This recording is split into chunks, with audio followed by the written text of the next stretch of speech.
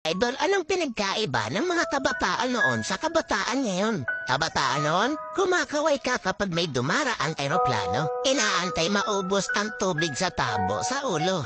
Ginagawang swimming pool ang tanggana ni nanay. Ginagawang braces ang foil ng choknat. Maliligo ka sa alilod ng bubong kapag umuulan. At kapag gabi naman, akala mo sinusundan ka ng buwan. Nagko-concert sa harap ng electric pan. Kabataan ngayon, ang problema ay pera at cellphone. Ang problema lang namin noon kung paano makataka sa bahay para di matulog ng tanghali. Umatay man kami sa palo, aminin natin mas maraming nire-respeto na magulang sa panahon noon kaysa ngayon. Mga kabataan ngayon, kisang chat lang, may jowa na. Kami noon sa claims lang umaasa. Broken-hearted, papad friends ang resulta.